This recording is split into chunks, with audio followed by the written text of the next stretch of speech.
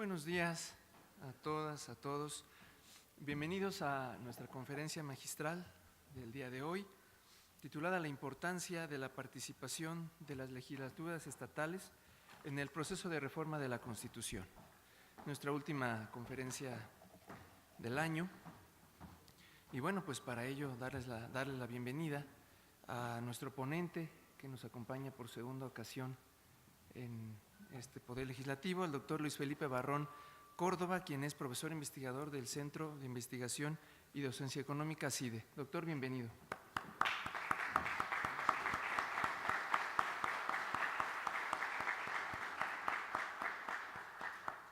Se acompaña también en el presidium la diputada Crista Amanda Spongotzel del Grupo Parlamentario de Morena. Bienvenida, diputada.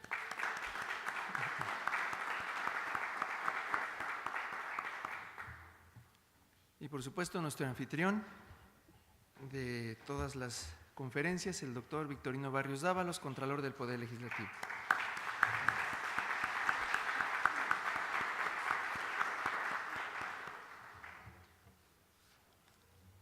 Dar la bienvenida también a los compañeros servidores públicos que nos acompañan de Gobierno del Estado, particularmente de las Secretarías de la Contraloría General de Gobierno, de Seguridad, de la Secretaría de Turismo, la Secretaría de Medio Ambiente, de Desarrollo Económico, de Trabajo, de Educación, de Movilidad y de la Secretaría de Obra Pública.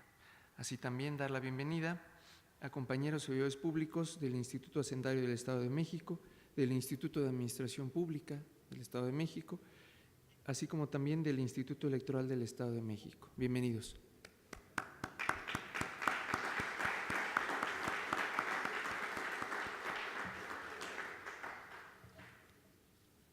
También agradecer que nos acompañen los compañeros servidores públicos municipales de los municipios de Lerma, Almoloya de Juárez, Tejupilco, Ixtlahuaca, Soyaniquilpan, Valle de Bravo, Jilotepec, Huixquilucan y Chalco. Así también dar la bienvenida a estudiantes académicos que nos acompañan del Colegio Mexiquense y por supuesto a todos los compañeros del Poder Legislativo, particularmente de la Contraloría. Bienvenidos y vamos a dar inicio. Les dejo en uso de la palabra al doctor Victorino Barrios Dávalos, quien hará una exposición de motivos y dará lectura a la ficha curricular del doctor Luis Felipe Barrón.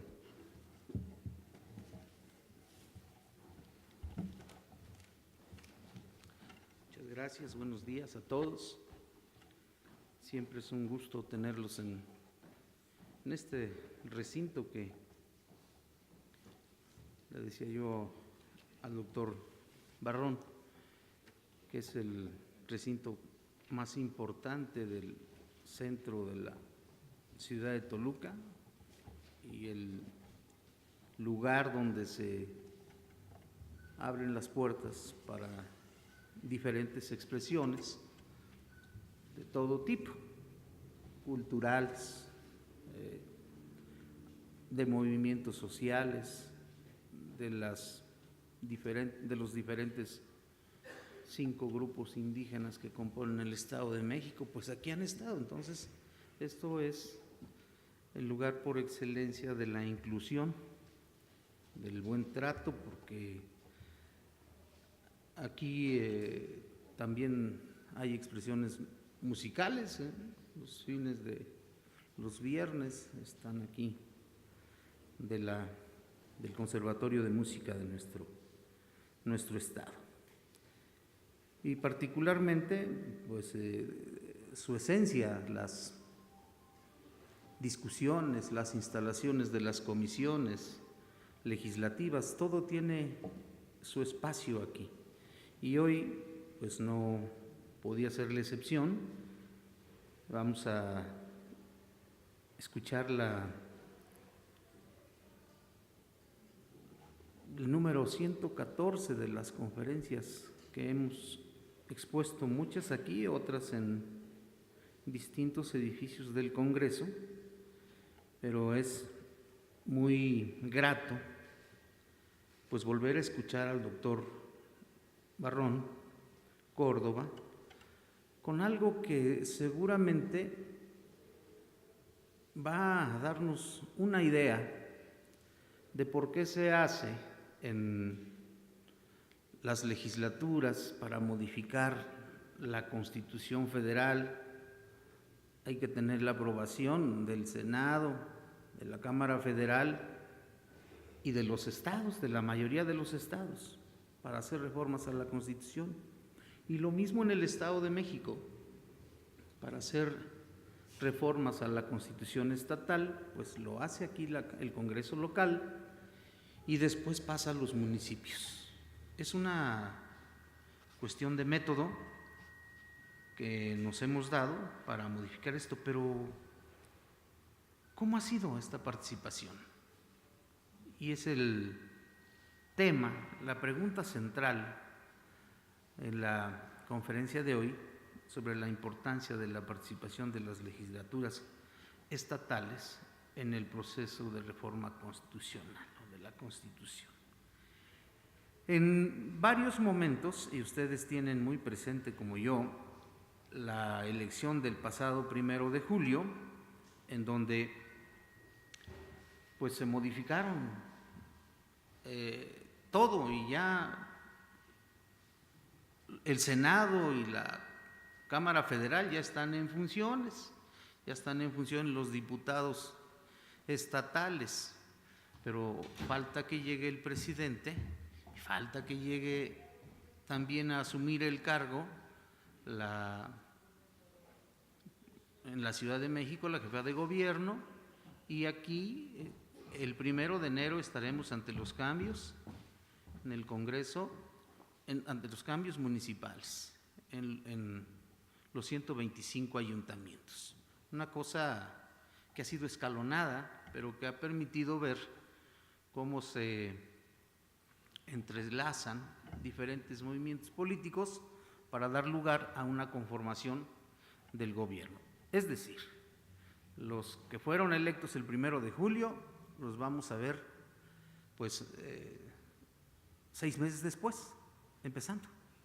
Un periodo muy largo, pero que es un periodo que permite que los ayuntamientos y sus posibles acompañantes puedan tener un proceso de preparación con diferentes instituciones que hay en el Estado de México, pero que nos darían oportunidad de entrar como más preparados, ¿no? 6 meses en donde serían suficientes como para preparar mejor a los ayuntamientos entrantes. Y en algunos casos empezamos a ver ya actitudes como de distorsiones, ya no están todavía en el cargo y algunos ya andan de perdonavidas, ¿no? Tú no te preocupes, a ti te vamos a mantener en el cargo. ¿Qué es eso? ¿No? Ya algunos regidores que van a entrar ya se sienten presidentitos, ¿no? Otros ya se sienten autoridades judiciales, los síndicos, ¿no?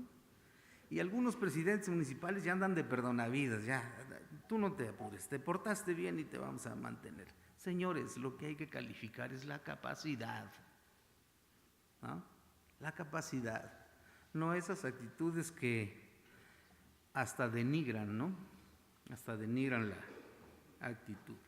Bueno, pues el objetivo de la conferencia de hoy es explicar qué papel jugaron las legislaturas estatales en el proceso de discusión y aprobación de la Constitución de 1917, así como explicar 2 modelos de federalismo a través del artículo 135 constitucional. Y para ello, yo les quiero decir que tenemos un excelente invitado, que además compartimos muchas cosas, porque en otras ocasiones que hemos platicado, hemos dicho que la ética del servidor público se demuestra haciendo, no nada más diciendo. Y en algún momento con el doctor platicamos que él es profesor y comentábamos que no cobraba cuando da, bueno, de por sí aquí no pagamos, ¿no? En la legislatura, en la Contraloría no pagamos, pero el doctor nos dijo, dice, bueno, pero ¿cómo voy a cobrar? Si yo vengo a dar una conferencia, una plática que además es lo que me gusta, y estoy cobrando en el CIDE, por ejemplo, ¿no? Y es también pues, un profesor que quiere mostrar cómo podemos hacer mejor las cosas. Nada más para ilustrar rápidamente su currículum: él es licenciado en Economía por el ITAM, es maestro en Historia y doctor en Historia de América Latina por la Universidad de Chicago, pertenece al Sistema Nacional de Investigadores, es profesor de la Anáhuac, ahora viene precisamente a dar una clase en la Anáhuac. Como todos los profesores que queremos hacer algo, vamos a distintos lugares para diseminar lo poco que conocemos o lo mucho que se puede ayudar. En el ITAM, en la Ibero, en el INERM, el Instituto Nacional de Estudios Históricos de las Revoluciones de México, y ha participado como conferencista en distintos foros nacionales e internacionales. Tiene 2 libros recientes: Carranza, el último reformista porfiriano, de editorial Tusquets, e Historias de la Revolución, del Fondo de Cultura Económica. Varios artículos y capítulos de libros como El Plan de Guadalupe, Las reformas sociales del porfiriato, La Constitución de Coahuila, De matrimonios mal avenidos, Historia política e Historias de la Revolución, etc.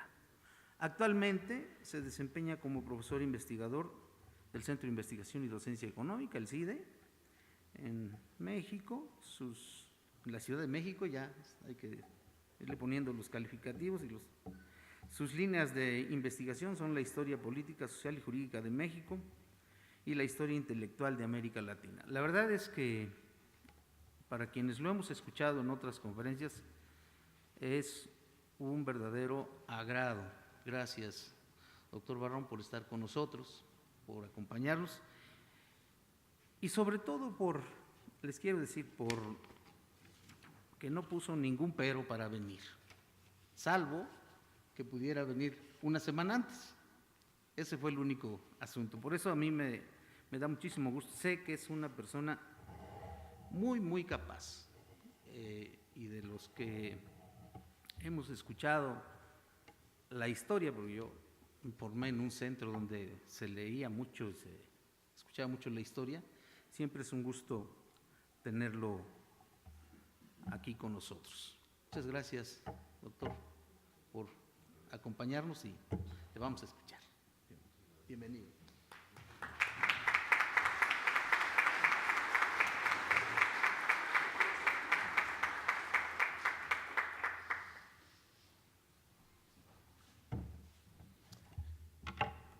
Bueno, pues muy buenos días tengan todos. Muchísimas gracias por estar aquí, por venir a escuchar. Quiero agradecer al Contralor la invitación, al Congreso del Estado por tenerme aquí, por la hospitalidad, a Laura Córdoba, que me ha tenido que soportar durante meses en correos electrónicos para arreglar la conferencia, y por supuesto ustedes que vienen a escuchar con interés. Antes de entrar formalmente en el tema, yo diría 2 cosas, sí me gustaría decir 2 cosas. Uno es que quizá este es el segundo recinto más importante en el centro de Toluca. El primero yo argumentaría que es el Salón de Plenos de la Cámara de Diputados, y después de ese todo lo demás. Yo creo que es muy importante tomar en cuenta la importancia del Congreso del Estado. Y la otra cosa es que sí, vengo con mucho gusto. El honor de venir aquí es suficiente, pero vengo con mucho gusto porque sí estoy convencido de que todos los servidores públicos estamos obligados a tratar de hacer lo que está en nuestro poder, en nuestro ámbito de acción, para que las cosas caminen bien, para que el país marche bien. Y a mí me toca difundir el conocimiento, me toca estar en la educación, y por supuesto que sería una contradicción que si el Estado mexicano me paga por hacer eso, pues yo cobrara por venir a estas conferencias, ¿verdad? Entonces lo hago con muchísimo gusto, y ahora que termine de exponer, con muchísimo gusto atiendo las dudas y las preguntas que ustedes pudieran tener. Estar en un programa de historia, en una división de historia en el sector público, también nos obliga a los historiadores a hacer una reflexión acerca de la importancia que tiene la historia. No solamente damos la clase de Historia de México y hablamos con los estudiantes de lo que pasó en 1824 o en 1857, sino que también aspiramos a que la historia tenga una aplicación concreta, que lo que reflexionamos los historiadores sirva de algún modo para iluminar el camino que estamos recorriendo en el presente y para poder un poco tratar de, pues no de predecir, pero sí de prevenir, ¿no?, lo que viene en el futuro. Tratamos de alguna manera de informar las decisiones de quienes toman decisiones para que el país camine mejor. Y en ese sentido, pues yo llevo reflexionando ya un tiempo sobre la importancia de los mecanismos de reforma de la Constitución y en un país federado, la importancia que tienen los estados en ese mecanismo de reforma. Esto me parece muy, muy importante porque si ustedes estudian las transiciones a la democracia que ha habido en el mundo, digamos en el siglo XX, después de la Segunda Guerra Mundial para acá, van a ver que las transiciones a la democracia que han tenido éxito, que sí han podido consolidarse en democracias funcionales, pues cumplen con dos cosas fundamentales. La primera es que son transiciones pactadas. Es decir, no se dan a través de una revolución, por ejemplo, no se dan a través de la imposición, sino que hay un pacto entre fuerzas políticas que hacen que de ahí surja la democracia.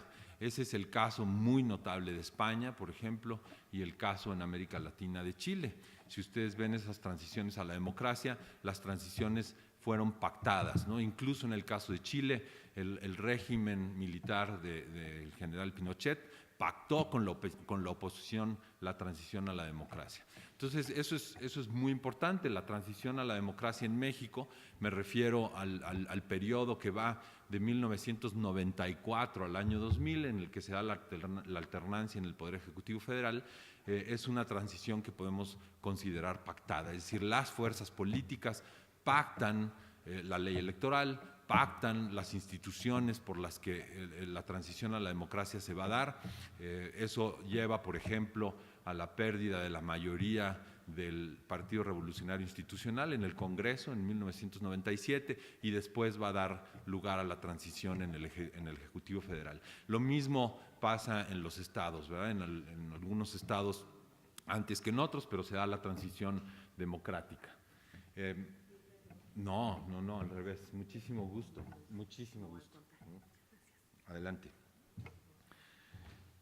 La segunda característica que tienen estas transiciones a la democracia es que una vez que se da la transición a la democracia, vienen las reformas constitucionales pertinentes para que esa democracia pueda realmente consolidarse.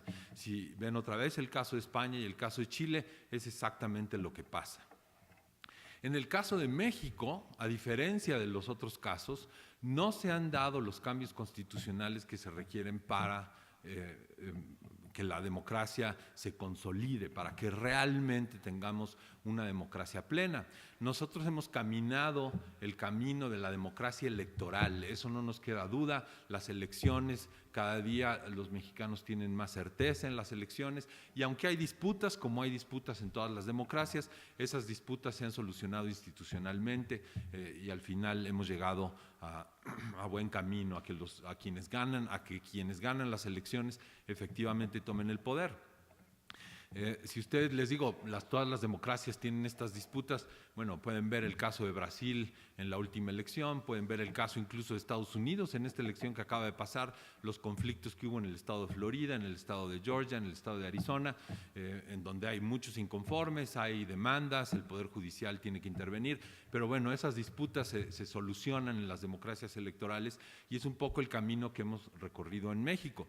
No quiero decir que las elecciones no se cuestionan, por supuesto que se cuestionan, por supuesto que hay inconformes, por supuesto que hay demandas y movilizaciones, pero hemos visto cómo todo eso al final recupera su curso y se soluciona institucionalmente y quienes ganan las elecciones toman el poder finalmente. Entonces, electoralmente podemos decir, ahí estamos. El problema son otros ámbitos de la democracia, otros ámbitos, por ejemplo, como lo que llaman en inglés el rule of law, ¿no? Que realmente la ley sea aplicada igual para todos, que todos tengan acceso a la ley, la misma oportunidad de que la ley los proteja, de que los procesos judiciales tengan certidumbre, etcétera. Ese, por ejemplo, es una de las cosas que los organismos internacionales critican mucho al caso de México, la falta de certidumbre en los procesos judiciales, este tipo de cosas, y sobre todo la falta de oportunidad de muy buena parte de la población de acceder a la justicia, ¿no? No es lo mismo los empresarios que tienen recursos y que realmente pueden ir al Poder Judicial y hacer o demandar justicia, que grupos muy desfavorecidos económicamente, por ejemplo, que no lo pueden hacer o que cuando lo hacen pues es demasiado costoso, ¿no? para ellos. Y la otra cosa, por supuesto, es la oportunidad que tienen todos los individuos en una sociedad democrática de incorporarse productivamente a la economía, ¿no? Seguimos teniendo un país con una desigualdad muy importante que deja a buena parte de la población en condiciones muy precarias, ¿no? Si ustedes ven, por ejemplo, los índices de precariedad laboral en México y los comparan con el resto de los países de la OCDE, por ejemplo, pues van a ver ahí que una buena parte de la población tiene problemas, ¿no? Pobreza extrema, mala distribución del ingreso, son cosas que afectan a nuestra democracia. Esto también obviamente se refleja en el sector educativo, ¿no? Más o menos las últimas cifras que vi, en México de cada 100 niños que ingresan a la primaria, solamente 46 la terminan. De esos 46 que terminan la primaria, solamente 2 tienen la posibilidad de llegar a un posgrado. 2 de cada 100 niños que ingresan a la primaria tienen la posibilidad de llegar a un posgrado, ¿no? Entonces, cuando tenemos ese tipo de problemas, pues decimos, hijo, la democracia todavía tenemos camino por recorrer. Ahora, dentro de esa reflexión, digamos, de transición a la democracia y la importancia que tienen las constituciones, pues el mecanismo de reforma de la Constitución es una cosa que tenemos que pensar y que tenemos que reflexionar con mucho cuidado, obviamente. ¿Cómo es que se puede modificar la Constitución y qué papel juega cada actor político en ese proceso de reforma? Entonces, yo lo que les quiero platicar primero es muy rápidamente de dónde viene nuestro artículo 135 constitucional, que es el que contiene el mecanismo de reforma actual. ¿De dónde viene esto? ¿De qué reflexión viene? ¿Cómo llegamos ahí? En segundo lugar, yo quisiera compartirles mi reflexión sobre el Congreso Constituyente de Querétaro en 1917 para explicarles por qué creo que el resultado fue un resultado subóptimo en términos de la participación precisamente de los estados en la hechura de la Constitución. Y finalmente quisiera yo reflexionar acerca de 2 modelos distintos de federalismo, comparar un poco el modelo de Estados Unidos con el nuestro, para que vean cómo esos 2 modelos se reflejan en el método de reforma de la Constitución y lo diferente que podría ser nuestro pacto federal si cambiamos una sola letra de ese mecanismo. Entonces vamos desde el principio. ¿De dónde salió nuestro mecanismo de reforma? Antes de la Constitución de 1857, la reforma constitucional pasaba por consideraciones completamente distintas a las que tenemos actualmente. Antes el problema era cómo hacer que las reformas constitucionales, la Constitución y las reformas constitucionales tuvieran estabilidad. Esa es la primera preocupación que tienen los constitucionalistas o los constituyentes en México. La Constitución de 1824, por ejemplo, contiene un artículo que dice: esta Constitución no se podrá modificar sino hasta dentro de 10 años. Es decir, los constituyentes en 24 dicen lo que más necesita el país es estabilidad en sus instituciones, y entonces posponen la reforma constitucional para darle, digamos, arraigo al mecanismo de reforma y a la Constitución. Y Ahí ponen otras prohibiciones, por ejemplo, dicen artículos de la Constitución que nunca se podrán modificar. Es decir, ni siquiera con mayorías calificadas, ni siquiera con ningún mecanismo. Hay artículos como el que, por ejemplo, decía que México era un país católico y el Estado, digamos, debía proteger la religión católica. Ese artículo no se podía modificar, ¿no? Entonces había una concepción distinta de lo que era la reforma. Después se pasa a un mecanismo de reforma en el que se dice, bueno, para que la Constitución se pueda reformar, una legislatura es la que propone las reformas y la siguiente legislatura es la que las discute y las aprueba. ¿Y para qué retrasan esto, no? ¿Por qué retrasar la reforma? Bueno, porque el concepto de soberanía era distinto al que tenemos hoy. Ellos dicen, la legislatura que va a hacer las reformas no tiene manera de consultar directamente al pueblo. Entonces la legislatura va a proponer las reformas, esas reformas se van a todo el país a través de los estados, a través de las legislaturas estatales, que se discutan, que toda la gente pueda realmente pensarlas, para que en la siguiente elección elijan a sus representantes ya pensando en la reforma. Es decir, le den un mandato a sus representantes de si quieren esa reforma o no quieren esa reforma, ¿no? Entonces, los mecanismos de reforma más bien tenían esta idea: ¿cómo hacemos para que la Constitución tenga estabilidad y para que la reforma realmente siempre sea consultada a todos los habitantes? En 1857 se abandonan estos mecanismos. Obviamente estoy yendo muy rápido porque entre 1824 y 1857 también tenemos una constitución centralista, y esa constitución centralista pues obviamente quita las legislaturas estatales, ya no es un pacto federal, ya son departamentos, y entonces la reforma constitucional es completamente diferente. Esa es la constitución que llamamos de las 7 leyes, ¿no? La constitución centralista de las 7 leyes. En 1857 ya lo que se discute en el Congreso es si el mecanismo de reforma debe ser o no debe ser el mecanismo que está en la Constitución de Estados Unidos. Es decir, ahí ya dicen, a ver, bueno, no nos hagamos bolas, ¿cuál es el país federal? O sea, ¿dónde viene el federalismo? ¿Quién inventó el federalismo? Pues Estados Unidos. ¿Y cómo reforman su Constitución? Y entonces copian el mecanismo de reforma de la Constitución de Estados Unidos, pero no lo copian exactamente. El mecanismo de reforma que queda incluido en la Constitución de 1857 es el que ustedes tienen en mente ahora. Para reformar la Constitución se necesita que las 2 cámaras del Congreso la aprueben con una mayoría calificada y después que la mayoría de las legislaturas estatales aprueben los cambios. Eso es lo que hace que una reforma se convierta en ley, que verdaderamente se convierta en parte de la Constitución. Ese es el mecanismo que está en la Constitución de 1857. No es idéntico al que está en la Constitución de Estados Unidos, y eso se los voy a posponer un poquito más para que podamos discutir cuál es la diferencia y por qué es tan importante. En el Congreso de 1856-57 sí se debate este mecanismo, y se debate este mecanismo comparándolo con los mecanismos que habían tenido las constituciones anteriores, ¿no? Es decir, si se debe de retrasar la aprobación de una reforma constitucional por legislaturas, si debe de haber, por ejemplo, debates particulares, es decir, que las propuestas se vayan primero a los estados y después regresen a los congresos, el poder de las legislaturas estatales para hacer modificaciones que no está en la Constitución. Las legislaturas estatales simplemente aprueban o no aprueban la reforma que se les está proponiendo, no tienen ninguna facultad de proponer modificaciones a la reforma.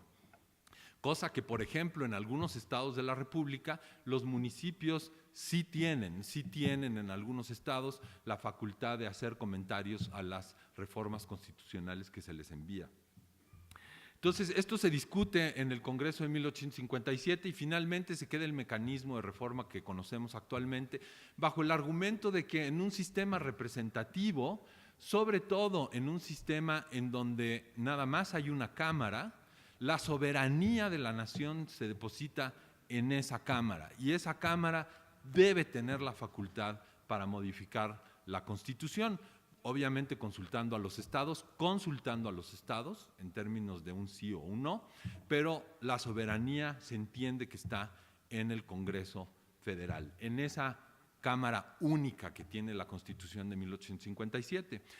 La Constitución de 1857 después se va a reformar, después de la muerte de Juárez, se va a reformar para incluir de nuevo al Senado de la República, ¿no? Entonces, en términos de la historia constitucional, es una de las clases que más me gusta dar, la historia constitucional de México, porque México ha aprobado absolutamente todos los sistemas habidos y por haber, ¿no? Una federación con 2 cámaras, una federación con 1 cámara, un sistema centralista con 2 cámaras, un sistema centralista con 1 cámara. Hemos probado absolutamente todo, ¿no? Entonces, es muy rica la historia constitucional de México.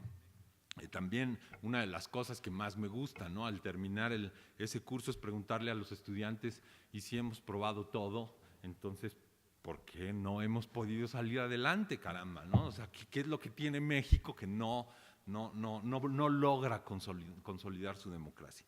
Pero bueno, esa es una reflexión que, si quieren, tenemos al final. El mecanismo de reforma se aprueba así en 1857 y ese mecanismo va a persistir hasta el Constituyente de 1917, sin modificación. Ahora, cuando llegamos al Congreso Constituyente de 1916-17, la primera pregunta que hay que contestar es: ¿por qué un Congreso Constituyente?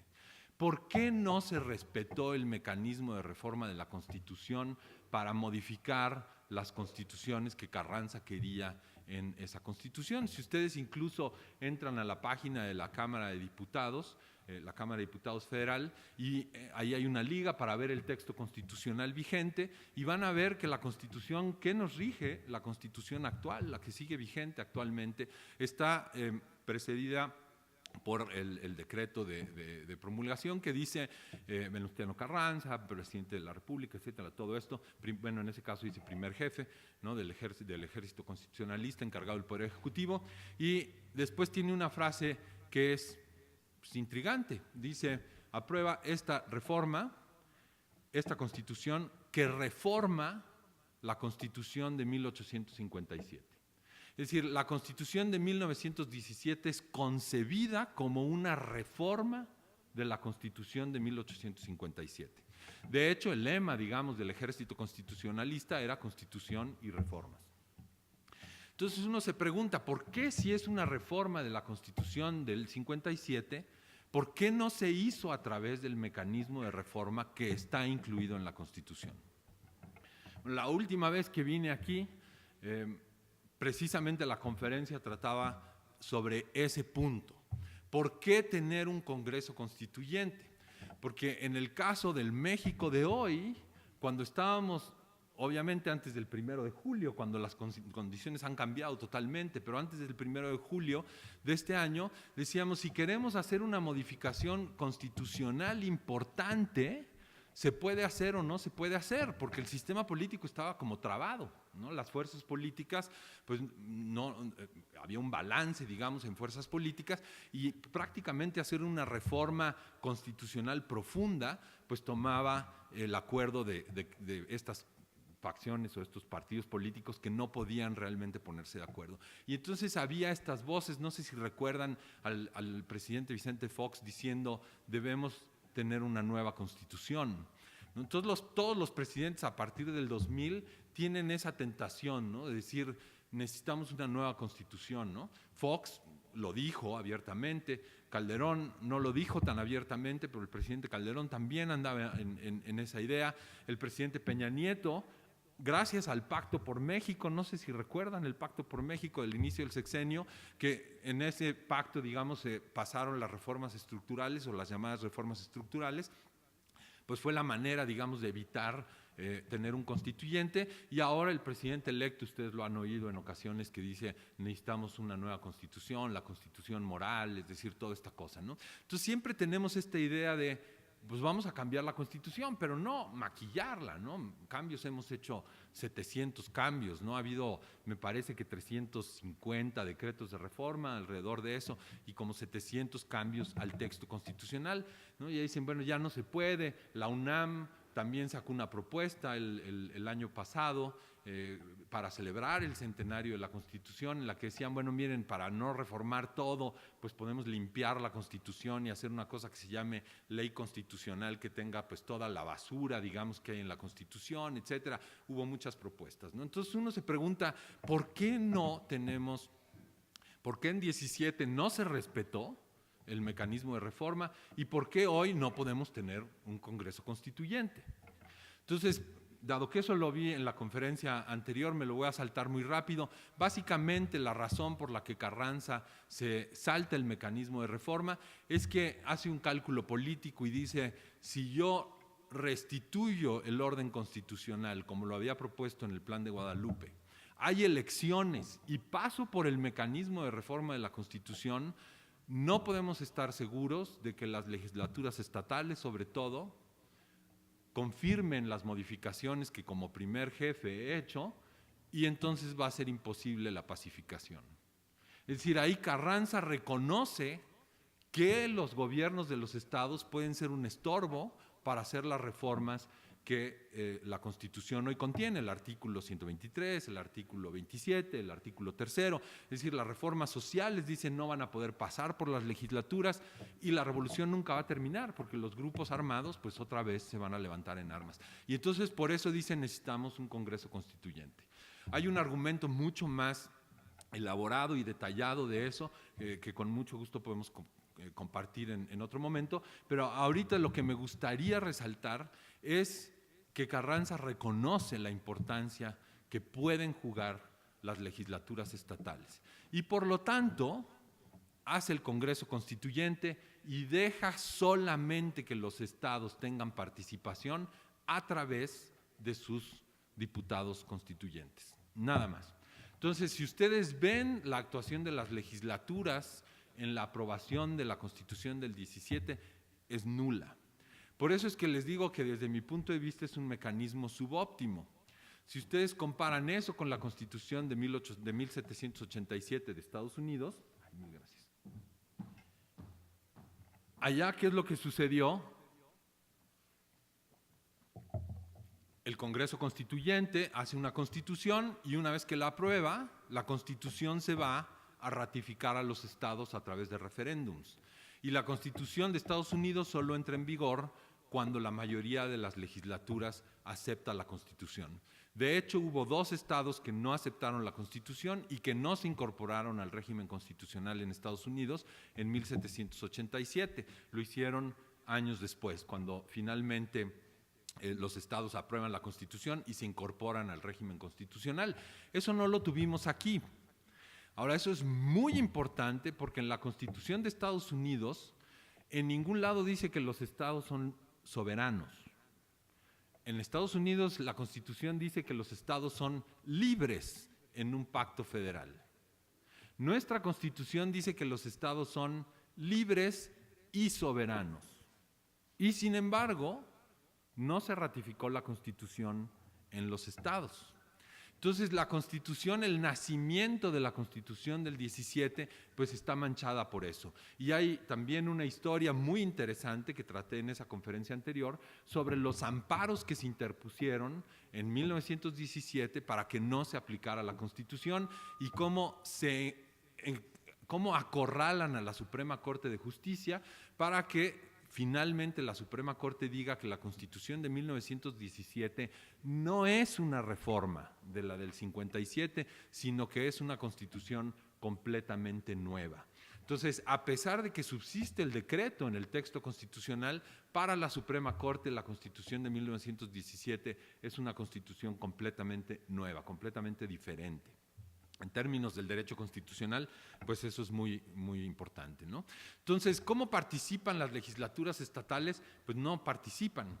No participan porque no se les manda la Constitución para ratificación, no participan en términos de los comentarios que se pueden hacer a la Constitución y además de todo se les ordena en 1917 que tienen que hacer una reforma constitucional a su Constitución local para poderse incorporar al régimen de la Constitución de 1917. Algunos estados lo hacen muy rápido, el ejemplo de Coahuila, por ejemplo, lo hacen el mismo año de 1917, pero hay otros estados que lo hacen muy tardíamente, como el estado de Morelos, ¿no? Dado que no se podía integrar la legislatura, pues no se va a poder hacer la modificación constitucional sino hasta años después. Ahora, ¿cómo es el mecanismo de reforma que se aprueba? En el caso del constituyente de 1917 es muy interesante porque si ustedes ven el diario de debates, se va debatiendo la Constitución. Recuerden que Carranza, cuando presenta su proyecto, en la ley orgánica del Congreso establece que solamente tendrán los diputados 2 meses para aprobar la Constitución. Y conforme se van acercando los días al final del Congreso Constituyente, pues hay muchos pendientes todavía, ¿no? Entre ellos el artículo 27 constitucional, que se va a aprobar hasta el último día del Congreso Constituyente, ¿no? Debates muy, muy importantes, y el artículo 135, que antes era el 127 de la Constitución de 1857, se propone para debate y no hay debate. Entonces, el texto que propone Carranza para la modificación constitucional, no hay debate y se aprueba sin discusión. Ahora sí que les voy a dejar la tarea. Métanse al diario de debates, consulten el mecanismo de reforma que propone Carranza a la Constitución y van a encontrar una modificación de una sola letra.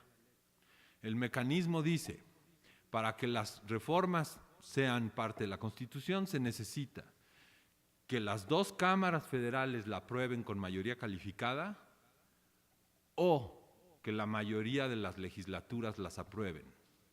La diferencia está en la O. El mecanismo de reforma que tenemos dice mayoría en las cámaras y mayoría de las legislaturas. Carranza en ese texto pone mayoría calificada en las cámaras o mayoría de las legislaturas. Esto es un cambio monumental, que refleja 2 modelos de federalismo completamente diferentes. El mecanismo de Estados Unidos tiene esa O. ¿Qué significa el cambio? El cambio lo que significa es que si tuviéramos ese mecanismo hoy, la mitad de las legislaturas estatales podrían acordar un cambio a la Constitución y hacerlo parte de la Constitución sin que el Ejecutivo Federal pudiera hacer nada. Imagínense eso. Imagínense un mundo en donde no es el Ejecutivo Federal el que propone una modificación constitucional a su mayoría en el Congreso y después lo tiene que ratificar en la mayoría de las legislaturas. Imagínense un mundo en el que es al revés. Las legislaturas se ponen de acuerdo y le dicen al gobierno federal, ahora esto va a ser parte de la Constitución. El mecanismo es completamente distinto, el equilibrio de poderes es completamente distinto y el modelo reflejaría que los estados en México son soberanos. No nada más libres, sino soberanos. Y que realmente los estados pueden manipular la Constitución. Ahora, a ese modelo se le llama un modelo de soberanía dividida. Es decir, que los habitantes del Estado de México dicen que su soberanía está en los representantes del Congreso Federal, pero también en sus representantes locales, en sus representantes estatales. De modo que pueden modificar la Constitución si así lo desean dentro del pacto federal con otros estados. Esto nunca ha sucedido en Estados Unidos. Nunca. Nunca ha sucedido. Nunca ha sucedido en Estados Unidos que la mayor parte de las legislaturas se pongan de acuerdo para imponer un cambio a la Constitución. ¿Por qué nunca ha sucedido? Pues porque en un pacto federal, en donde tienen ustedes 50 estados, en el caso de Estados Unidos, con equilibrios regionales tan distintos, es muy complicado poner a 26 legislaturas de acuerdo para un cambio constitucional. No es que no lo quisieran hacer, es que no se puede hacer. Y los llamados padres fundadores en Estados Unidos pensaron, bueno, necesitamos dividir el poder, pero necesitamos dividir el poder de dos maneras. No solamente dividir el poder en legislativo, ejecutivo y judicial, sino dividirlo entre el poder del gobierno federal y el poder de los congresos estatales. De hecho, en Estados Unidos, si ustedes ven el famoso Bill of Rights, las modificaciones, las primeras 10 modificaciones que se hicieron al texto constitucional de Estados Unidos, una de ellas es que establece los derechos a los que los ciudadanos tienen acceso, y al final tiene una frase que dice: todo lo demás queda en poder de las legislaturas estatales. La Constitución original en Estados Unidos no tenía Bill of Rights, es decir, no tenía los artículos que dicen tenemos derecho a la libertad de expresión, derecho a la libertad de reunión, derecho, etcétera, no una lista de derechos. Eso no lo tenía. Cuando lo incorporan, los congresos estatales dicen no vamos a aprobar eso, porque el resto de los derechos solo los podemos poner los gobiernos locales. En el caso de México no tenemos eso, ¿verdad? En el caso de México, la lista de derechos que tenemos está en la parte orgánica de la Constitución, lo llamamos garantías individuales, el derecho a la vida, el derecho a la libertad, el derecho de libertad de expresión, el derecho de reunión, etcétera, todos estos derechos, pero en ningún lado la Constitución dice y el resto de los derechos queda a discreción de los gobiernos estatales. Entonces, las legislaturas estatales en el caso de México están completamente subordinadas al régimen federal, a pesar de que los estados son soberanos. En el caso de Estados Unidos no. En el caso de Estados Unidos, digamos, hay un cierto equilibrio de poderes a nivel federal y estatal. Ahora, en el caso de los estados, también los estados en México tienen ese mecanismo de reforma. Para aprobar aquí una reforma, la tiene que aprobar el Congreso local y después la tienen que aprobar los municipios. Esto, por ejemplo, en el equilibrio actual del Estado de México, pues vemos que en la Cámara de Diputados, en el Congreso local, el gobernador enfrenta una mayoría que no es de su partido. Si aún así logra pasar una reforma constitucional, entonces tiene que ir a los municipios y ahí enfrenta otro equilibrio. Entonces los padres fundadores en Estados Unidos estarían aplaudiendo lo que pasa aquí en la política local, diciendo, bueno, ¿qué es lo mejor que le puede pasar al individuo? Que el poder esté dividido y que entonces el Estado, el poder del Estado, pues no puede infringir sus derechos individuales, ¿no? Esa es la idea, digamos, de los padres fundadores. Si aquí tuvieran un gobernador de un partido, una mayoría en el Congreso del mismo partido y la mayoría de los municipios del mismo partido, no sé si les suena esto a alguna parte de su historia, pues entonces el gobernador puede cambiar la Constitución como le plazca y no hay manera de defenderse para los individuos. Si ustedes se amparan, no va a resultar el amparo porque el gobernador siguió el proceso de reforma constitucional y por lo tanto se les va a aplicar la Constitución tal cual la aprobó el Congreso y los municipios. Entonces la idea era dividir el poder. Carranza propone este mecanismo. Y ustedes dicen, bueno, ¿y entonces qué pasó? Si él propuso ese mecanismo y no hubo debate y se aprobó tal cual, entonces ¿por qué tenemos el mecanismo de reforma de la Constitución del 57? Bueno, en la continuación de su tarea se van a meter, van a ver el diario de debates, van a ver el mecanismo que propone Carranza y luego van a ver la Constitución promulgada. En el diario oficial, el 5 de febrero de 1917, van al artículo 135 y ahí en lugar de esa O vuelve a aparecer la I. Ni siquiera se consideró una errata, simplemente se aprobó así. Y pues la historia en el siglo XX, para México, pues es completamente diferente.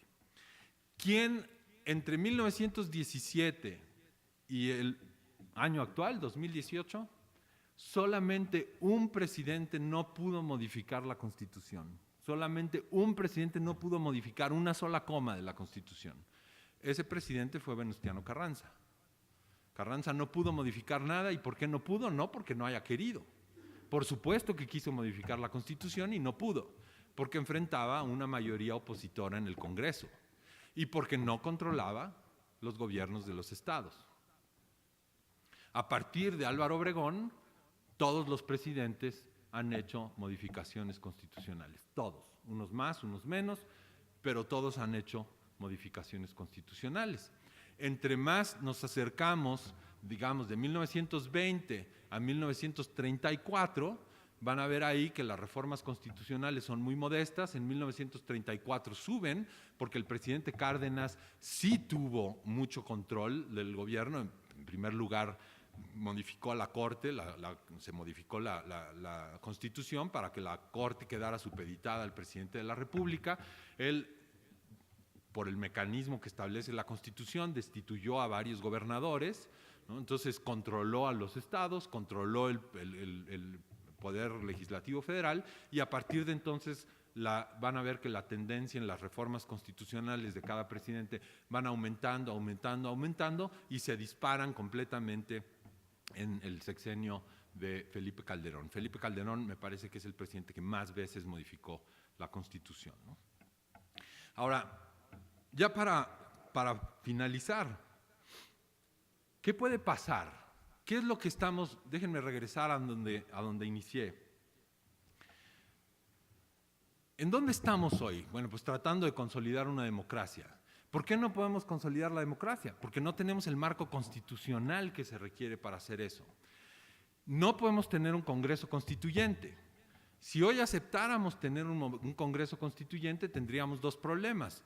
Uno es cómo justificar el no respetar el mecanismo de reforma de la Constitución. Básicamente, decir que va a haber un Congreso Constituyente es equivalente a un golpe de Estado. Carranza estaba en una revolución, es decir, eran condiciones completamente distintas, ¿no? Y eso le permitía hacer cosas completamente distintas. De cualquier manera, al final la Corte se tuvo que meter a resolver el problema y decir que la Constitución era completamente nueva. Pero esas condiciones no las tenemos hoy. Si hoy el presidente de la República, el presidente electo, cuando tome poder, dice voy a hacer un Congreso Constituyente, se vería en un problema muy severo, porque la legitimidad de ese constituyente iba a estar completamente cuestionada todo el tiempo. Si hay un mecanismo de reforma, pues ¿por qué no lo respetas? Tendría que ganar en la Cámara Federal, en las cámaras federales, y después venir a los estados y convencer a las legislaturas estatales. Depende de los cambios que se quieran hacer, verán que muy rápido vamos a ver reformas constitucionales, pero vamos a ver otras que no van a ser tan fáciles, ¿no? Entonces, el primer problema sería, no podemos hacer un constituyente. Por el otro lado, ¿cómo podemos entonces hacer las reformas estructurales que necesitamos? No me refiero a las reformas estructurales que se aprobaron con el presidente Peña Nieto, me refiero a las reformas estructurales que tienen que ver con el establecimiento de los derechos que una democracia exige que tengan sus ciudadanos. Es decir, que a ustedes les respeten su propiedad, les respeten su vida, les respeten todos sus derechos políticos, todos sus derechos civiles, etcétera. ¿Cómo hacemos para asegurar eso? Bueno, pues necesitamos un mecanismo que le reste poder al gobierno federal y que en las legislaturas estatales se pueda empezar a discutir cómo cambiar el equilibrio que tiene el país. Es decir, que, por ejemplo, los estados del sur puedan ver que sus condiciones son similares en algunas cosas y cambiar la Constitución para obligar al gobierno federal a respetar esos derechos. Les voy a dar un ejemplo, digo, muy obvio. Los estados petroleros. La mayoría de ese petróleo que tienen, pues no los beneficia. Es decir, si ustedes ven los estados petroleros, Veracruz, Tamaulipas, Campeche, es decir, los estados del Golfo, ¿no? Por ejemplo. En algún momento, San Luis Potosí, todos esos estados que han sacado del petróleo. ¿El petróleo realmente ha beneficiado a esos estados? No. ¿Por qué? Porque se saca el petróleo, lo toma el control el gobierno federal y el gobierno federal es el que distribuye, digamos, las ganancias del petróleo, ¿no? A nivel personal incluso, ¿no? Ustedes podrían decir, yo toda la vida oigo que el petróleo es de todos los mexicanos, pero a mí no me ha tocado ni un solo barril. Y no solamente no me ha tocado ni un solo barril, cuando voy a la gasolinera me sale carísimo. A pesar de que el petróleo esté barato, ¿no? O que esté caro y que nos beneficia, a nosotros pues nos cuesta en la cartera. Entonces, ¿por qué no podemos, como estados, los estados petroleros, decir, a ver, nos vamos a juntar, vamos a cambiar la Constitución para quitarle el poder al gobierno federal para disponer de los recursos naturales de los estados? Sería una maravilla para los estados y sería una maravilla para los ciudadanos del estado. Si ustedes, finalmente, cualquier reforma constitucional, tendrían que ver a sus dos representantes, a sus representantes federales, si la reforma viene por el Congreso Federal, o a sus representantes locales, si es que parte de la legislatura estatal. Sería un modelo completamente distinto de federalismo. Esto nos traería un equilibrio completamente distinto y esto muy posiblemente destrabaría algunos de los problemas que tenemos a nivel político para que la democracia se siguiera consolidando, ¿no? En el caso de México. Nosotros tenemos los dos problemas, el problema local y el problema federal, y siempre recurrimos, por alguna razón, a que el gobierno federal sea el que decida los conflictos locales. Pasó con el IFE. ¿Qué pasó con esta reforma constitucional? Pues hicimos que el INE, o sea, el IFE se convirtiera en el INE y que ese INE fuera el árbitro de las elecciones locales. Es decir, siempre le damos al poder federal pues más poder, más poder, más poder. Y eso supone el riesgo de que el gobierno federal abuse del poder que debe de estar reservado a los estados. Esto es lo que tienen en Estados Unidos. Estados Unidos no es la democracia perfecta. Si ustedes siguen las noticias de los últimos 3 o 4 años, la democracia en Estados Unidos está en severos problemas, tienen muchos problemas. Si ustedes ven las democracias en Europa, tienen muchos problemas. Austria, Italia, España, Grecia, Noruega incluso, están teniendo un resurgimiento de la derecha radical y la democracia está muy cuestionada también en Europa. Pero si ustedes comparan Europa con América Latina, la diferencia está en que las instituciones democráticas en el mundo desarrollado le pone verdaderos límites a estos presidentes que ganan la elección queriendo juntar más y más y más poder, ¿no? Entonces, en el caso de Italia no se ha podido consolidar, en el caso de Austria no se ha podido consolidar la derecha, en el caso de España tampoco se ha podido consolidar la derecha y ciertamente tenemos problemas en la democracia, pero hay ciertos seguros para los individuos. En el caso de América Latina no hemos tenido esos límites, no tenemos esos seguros. Entonces, hoy, desde mi punto de vista, es un error darle más poder al gobierno federal. Lo que necesitamos es limitar el poder del poder federal y seguir manteniendo a los 3 poderes de la Unión completamente autónomos. De modo que nosotros tengamos asegurados nuestras garantías individuales y que solamente cuando realmente conseguimos un consenso importante dentro del país se pueda modificar la Constitución. La Constitución que tenemos, y con esto termino, sí puede tener muchos cuestionamientos, puede haber muchas críticas a la Constitución, pero hoy en la democracia mexicana el único punto fijo en el horizonte es esa Constitución. Si abandonamos el marco constitucional, yo no sé a dónde vamos a llegar. Entonces, si queremos modificarlo, desde mi punto de vista, habría que cambiar las condiciones, el modelo de federalismo, para que la soberanía local pesara mucho más frente a la soberanía del poder federal. Entonces, los dejo con esa reflexión. Muchísimas gracias y estoy perfectamente abierto a sus preguntas y sus dudas.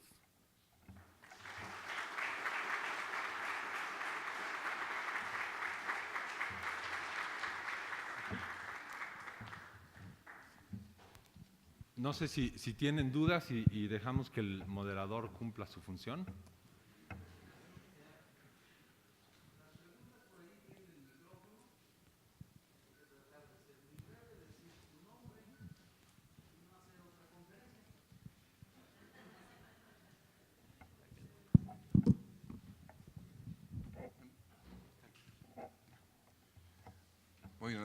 Muy buenos días, doctor Barón.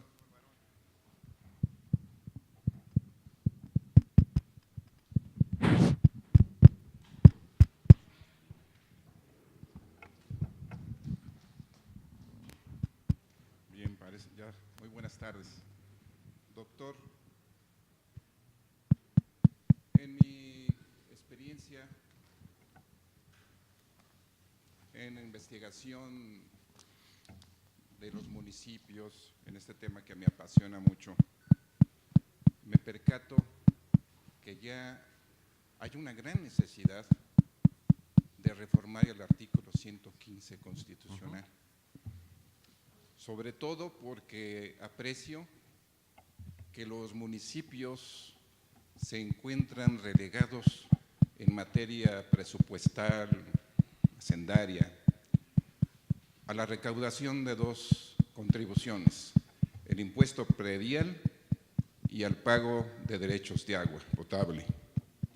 Mientras que los estados, si revisamos la Constitución, las constituciones de cada una de estas entidades se reservan una gran cantidad de impuestos, derechos, aportaciones, contribuciones. Yo considero que ya es tiempo de que se haga una verdadera redistribución en este aspecto para otorgarles otro tipo de impuestos y contribuciones a los ayuntamientos, a los municipios, para que tengan un margen de maniobra más grande y puedan así responder a las demandas y necesidades de los habitantes de cada municipio. Y de esta manera se pueda consolidar esa llamada autonomía municipal, que para mi gusto, pues en la realidad no es tanto, porque están supeditados los municipios a la decisión de la federación y de los estados, dejándoles simplemente migajas para poder responder a toda la problemática que se plantea en sus gestiones municipales. Muchas gracias. Sí, bueno, ese es un gran tema de investigación. Claro, adelante, sí. Perfecto. Gracias. Ahorita llega el volumen. Ok, comentar con respecto al artículo 27 que está favoreciendo a empresas extranjeras más que a empresas mexicanas. Comentar que el ramo 33 que llegaba a los municipios, pues ahora llega gracias a los 9 y tantos pesos que se paga más de combustible. Usted lo dijo muy amablemente que nunca hemos recibido un barril de petróleo como ciudadanos, pero por medio del ramo 33 los municipios estuvieron recibiendo de esa extracción de riqueza del país. Hoy en día se extrae de la bolsa de cada contribuyente que paga gasolina cada día, ¿no? Entonces, hay situaciones, como usted dice, que no se toque la Constitución, de acuerdo, pero hay otras que el anterior gobierno nos dejó completamente descobijados, ¿sí? Todas las costas marítimas del país están vulnerables, ya que hay extranjeros dueños de esas costas, ¿sí? Y muchas otras situaciones que tenemos como problemática. Entonces, hay cosas que sí nos debemos de poner las pilas y recuperar nuestro territorio y nuestra riqueza. Bueno, yo le voy a decir su nombre, pasaron que no lo dijeron. El licenciado Morales y Claudio son los que han preguntado, los conozco bien. Entonces, los que pregunten así, digan por favor su nombre, si vienen de una escuela universitaria o de algún lugar.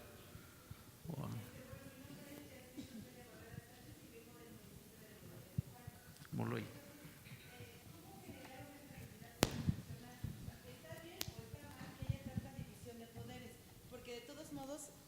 Gracias.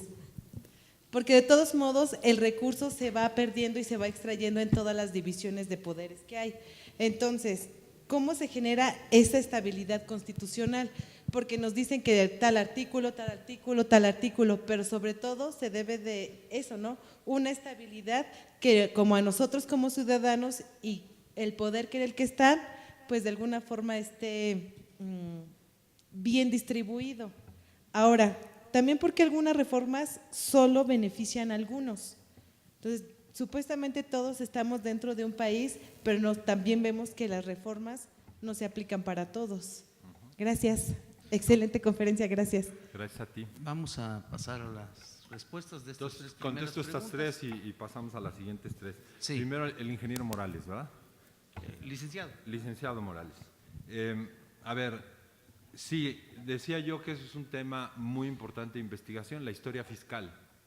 Y, por supuesto, ahí cae el municipio. El 115 está pensado para ser un municipio libre. Ahí sí, la Constitución no llega tanto a decir, ¿no? Los municipios también son soberanos, ¿no? Simplemente dice que los municipios son libres. Ahora, ¿qué es lo que pasó con los municipios? Cuando Carranza propone la Constitución del 17, él traía la experiencia de haber sido presidente municipal en Cuatro Ciénegas. No sé si alguno de ustedes ha tenido la fortuna de estar en Cuatro Ciénegas. Es un pueblo muy, muy bonito, pero está en la mitad del desierto, en la mitad de la nada. Si ustedes van hoy, es precioso por todas las fosas que hay alrededor y que están estudiando ahí geólogos, etcétera. Pero pues, en 1917, Cuatro Ciénegas pues, era, ¿no?, la esquina última, ¿no? Y él tenía la experiencia precisamente de que como presidente municipal no había podido hacer prácticamente nada porque estaba supeditado al gobierno estatal. Y entonces él tiene esta idea de decir vamos a hacer verdaderamente al municipio libre y que dependa, porque la libertad del municipio básicamente tiene que ver con su capacidad de gestión de recursos. Si no tiene capacidad de gestión de recursos, pues qué libertad tiene, ¿no? Entonces, cuando él propone esto, le dicen, señor Carranza, tienes toda la razón, pero no todo el país es igual. Y hay municipios que no tienen ninguna capacidad de recaudación. Si hoy dejamos a los municipios en libertad, dependiendo de su capacidad de recaudación, vamos a tener municipios que lo puedan todo y municipios que no lo puedan nada. Entonces, imagínense ustedes nada más el Estado de México, que es el que ustedes conocen. Para su fortuna y desfortuna, el Estado de México es uno de los estados más diversos que hay en el país. Y que hoy es chiquitito, porque el Estado de México era un monstruo. Todos los estados que tienen nombres de héroes, Hidalgo, Morelos, Guerrero, eran parte del Estado de México. Ahora ya es más pequeño, ¿no? Imagínense la diferencia entre la capacidad de recaudación de los municipios conurbados a la Ciudad de México y los municipios que están más alejados, digamos, ¿no? Más cercanos, por ejemplo, a Guerrero. ¿Cuál sería la diferencia? ¿Pueden esos municipios, tienen la capacidad administrativa para poder recaudar y gestionar los recursos o no la tienen? Eso es un poco lo que le decían a Carranza. Entonces, Carranza moderó su propuesta, ¿no? Y dijo, bueno, vamos a darles capacidad de recaudación, pero no les vamos a encargar todo. Una de las cosas que se les quitó a los municipios es la educación, por ejemplo. Dijo, los municipios no tienen recursos para dar la educación es fundamental, y entonces se las quitaron. Después, no sé si se acuerdan, con Ernesto Zedillo vino la federalización de la educación y después dijeron, no, esto es un desastre, otra vez volvieron a centralizar la educación. Bueno, esto tiene que ver con el municipio. La capacidad de recaudación es muy importante y a lo largo de la historia del PRI, no del partido PNR, PRM, PRI, nada más del PRI, de 1946 para acá, pues se fue centralizando esta capacidad de recaudación. Y todo quedó en poder del gobierno federal. A los estados les daban, los controlaban así, ¿no? Y a los municipios, pues con gotero.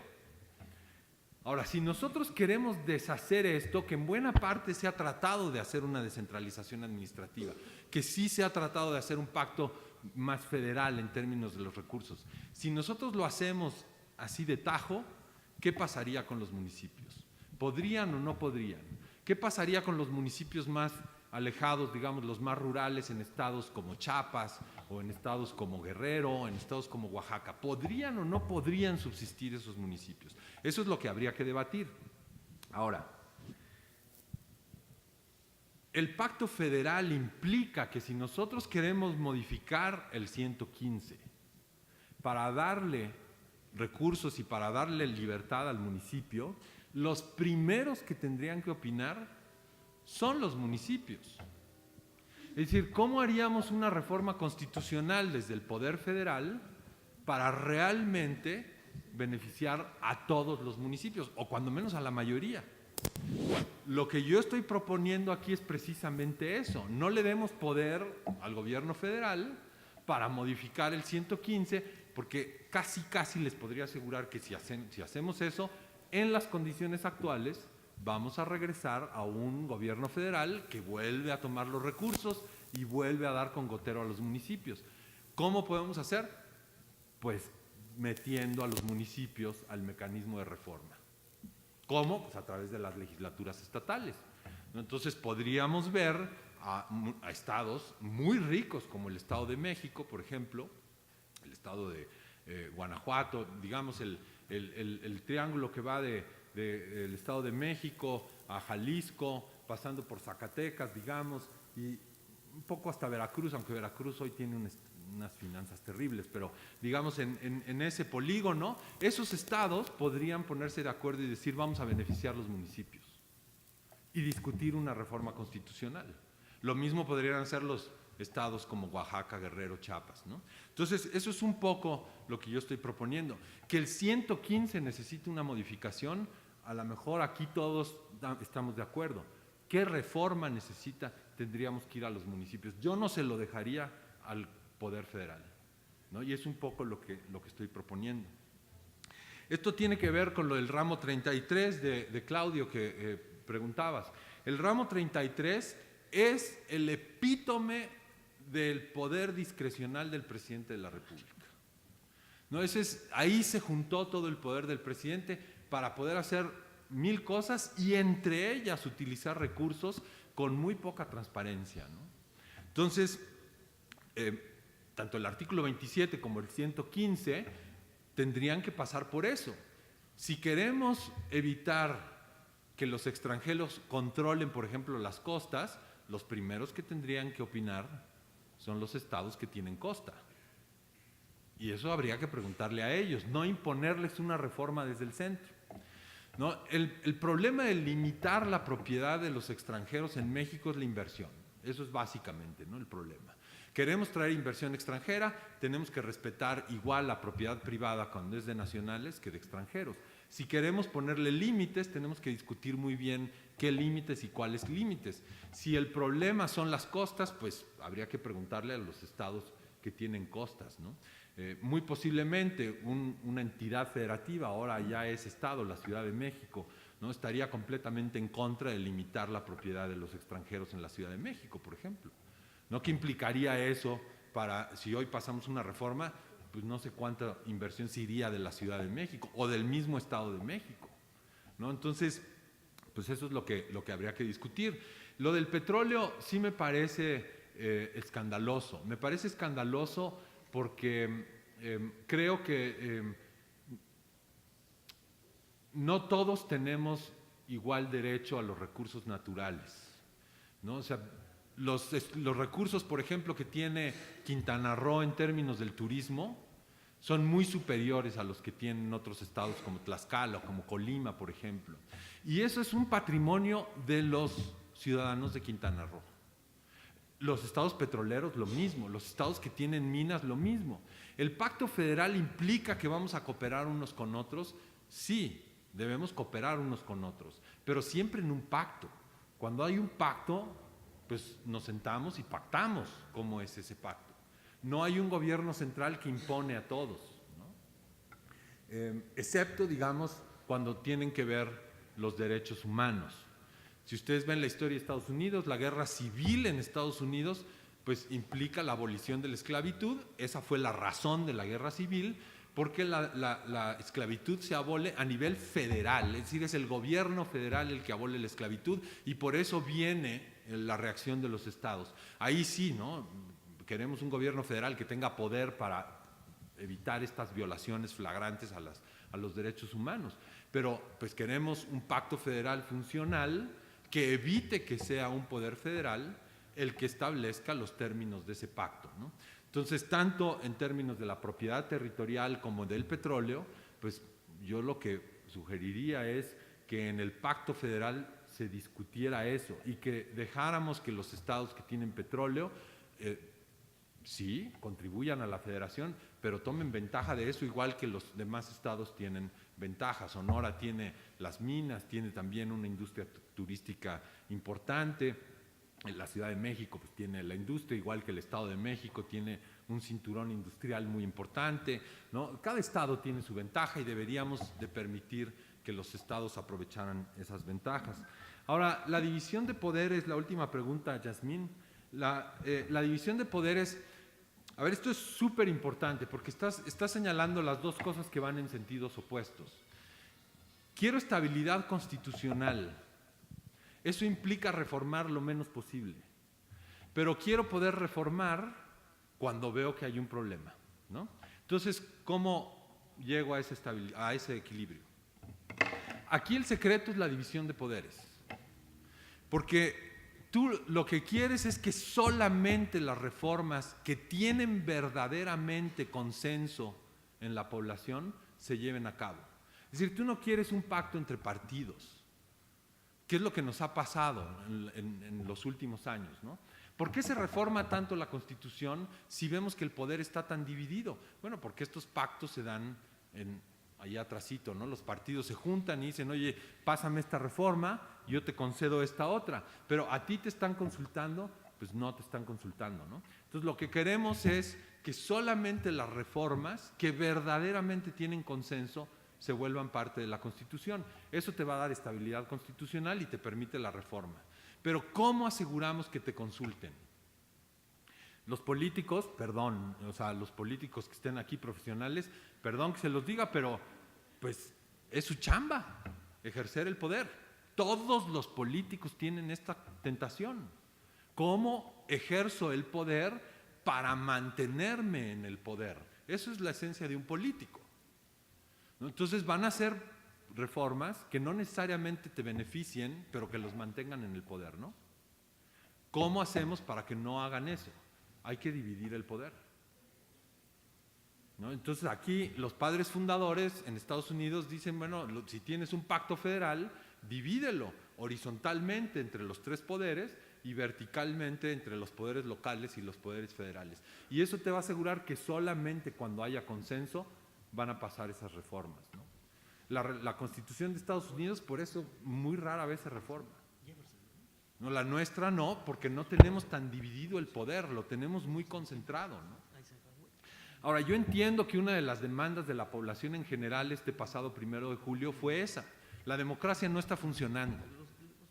Entonces hay que concentrar el poder para que funcione. Entiendo que eso puede ser una de las demandas. Bueno, nada más hay que tener mucho cuidado, porque si se nos pasa un poquito, regresamos a 70 años, ¿no? No solamente, no ahora no del PRI, pero de Morena, ¿no? La cuarta transformación va a ser otros 70 años y no queremos eso. Queremos que ejerzan el poder responsablemente, ¿no? O sea, sí se les eligió para ejercer el poder, pero que lo hagan responsablemente, ¿no? Muy bien, pasamos a al segundo grupo de preguntas. Hay varias manos levantadas. Bueno. Hola, muy buenas tardes, Ernesto García. Muy interesante todo lo que viene explicando, maestro. Solo quisiera hacer, si me permite, precisiones que me parecen importantes. Me parece simplista el decir que la distribución, a mí no me ha tocado un solo barril de petróleo y que por lo tanto el modo de distribución de esta riqueza nacional es inequitativa y que deberíamos darle prioridad a los estados que lo concentran. 1 de cada 3 escuelas, 1 de cada 3 hospitales, 1 de cada 3 carreteras se construyó con el dinero del petróleo. O sea, estos recursos de los que es rico el país, invertidos en el desarrollo de su sociedad, primero. Segundo, las reformas, estoy seguro que tuvieron un profundo calado, un gran calado en estos últimos años y que han afectado el orden constitucional de manera muy fuerte. específicamente en lo que tiene que ver con la soberanía del país. Para esto yo creo que no es necesario, como usted lo plantea, o bueno, como se ha venido planteando en muchos sectores de la población, de constituir un Congreso constituyente, ¿no? Llevar a un Congreso constituyente. La respuesta está en la propia Constitución. El artículo 136 constitucional, si me permite leerlo, nos dice claramente que esta Constitución no perderá su fuerza y vigor aun cuando por alguna rebelión se interrumpa su observancia. En caso de que por cualquier trastorno público se establezca un gobierno contrario a los principios que ella sanciona, tan luego el pueblo recobre su libertad, se restablecerá su observancia y con arreglo a ella y a sus leyes que en su virtud se hubieran expedido, serán juzgados así los que hubieran figurado en el gobierno emanado de la rebelión como los que hubieran cooperado con ella. El 1 de julio se restablecieron muchas cosas, sonó la hora del pueblo. El pueblo vuelve a darle el poder a quien cree que va a representarlos de mejor manera y todas estas reformas que como lo decía el licenciado de aquel lado, entregaron las playas, puertos, aeropuertos, que entregaron la riqueza nacional de minerales y el mineral pétreo, van a tener que ser pasados por este artículo, porque la entrega de la soberanía es claramente un despropósito. Entonces, no es tan necesario. Otro punto que me parece muy importante es el planteamiento del compañero presidente electo de desconcentrar de la Ciudad de México. ¿Podría concretar su pregunta, Ernesto? Eran precisiones claras que le pedí la autorización para hacerlas. Digamos, si termina esto. Concluyo con esto. El llevar las secretarías o los centros de poder hacia los estados, creo que va a permitir que los estados desarrollen dentro de este pacto federal en cada una de las latitudes del país. Muchas gracias. Muy bien. Están otras preguntas más y varias manos levantadas. Bien. Bueno, pues buenas tardes. Felicidades por su exposición. Gracias. Juan Pantoja García, ingeniero civil y licenciado en Derecho. Mire, creo que lo que usted comentó del peso que puede tener el poder federal con los poderes locales o estatales, pues lo hemos vivido en términos de lo que ha sido el fenómeno de la armonización de leyes. Si formamos un solo país, se supone que la Constitución Política de los Estados Unidos Mexicanos y un poco lo que se emana del poder constituyente y del poder federal, debe, como un solo país, bajar a los estados y a los municipios. Y entonces debería haber un proceso de armonización de constituciones locales y de reglamentos municipales o leyes municipales. Sin embargo, una forma de contrapeso, a mi forma de ver, ha sido que hay locales, poderes locales, estatales y municipales, que la manera de oponerse a ese poder federal es simplemente no armonizar sus leyes con el poder federal. Es decir, viene del poder federal una ley nueva, etcétera, en cualquier área, ambiental, hidráulica, agua, etcétera, etcétera, etcétera, y una manera de oponerse es no armonizo mis leyes y sigo haciendo lo que yo quiero, porque, como usted lo bien comentó, soy libre y soberano. Entonces, creo que hoy en día 32 millones de mexicanos que votaron por el nuevo poder federal, que en unos días más entra en funciones, es precisamente ver que todos esos poderes locales disgregados no han sido efectivos para el beneficio de la población.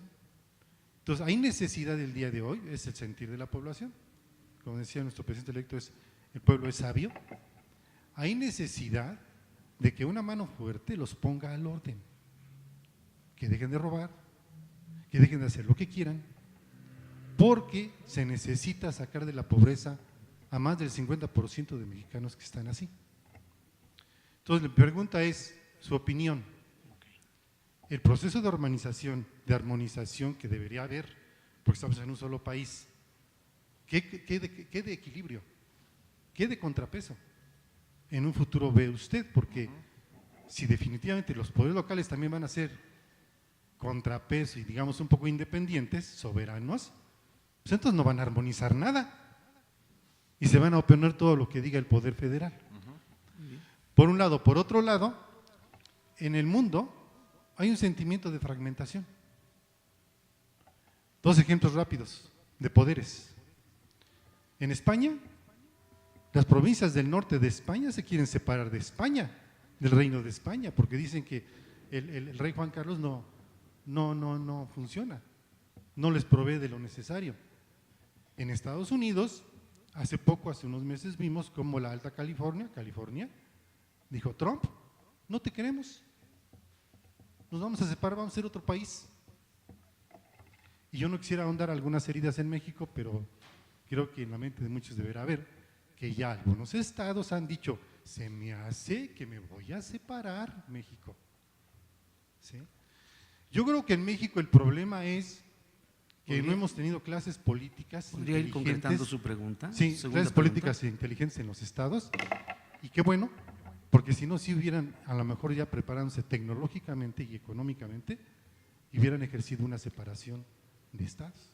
Ok. Entonces ese es otro asunto que vendría a ser también discutible y muy delicado. Gracias. A usted, muchas gracias. Y una tercera, ahí está. Gracias, buenas tardes. Guadalupe Obando, de la Facultad de Derecho.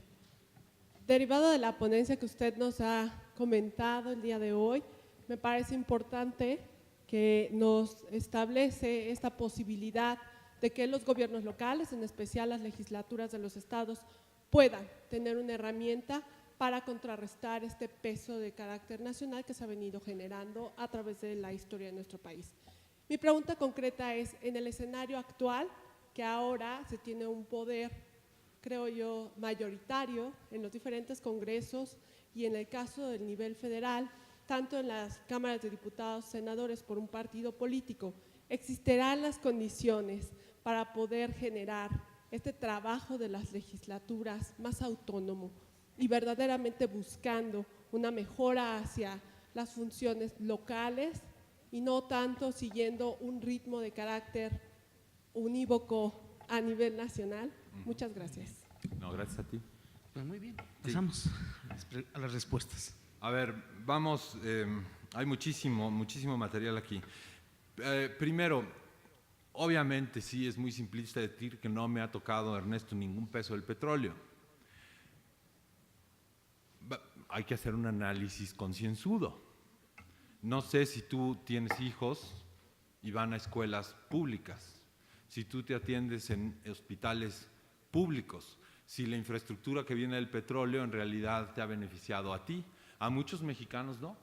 Hay muchos mexicanos que tienen hijos y tienen que mandar a sus hijos a escuelas privadas y que van al doctor a médico privado y que tienen que pagar seguridad privada y que tienen que, bueno, pues ellos dirían: no me ha tocado nada del petróleo.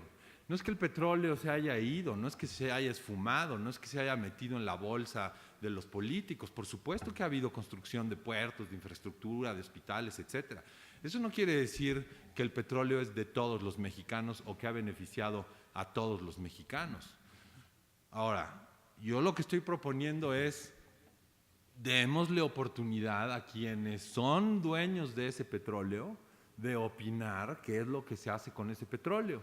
El pacto federal implica, ingeniero, un poco toco ahorita regreso a su pregunta, pero el pacto federal implica eso, implica que debe de haber un gobierno federal que supervise y que diga: ese es el pacto, bueno, así lo vamos a hacer, ¿no?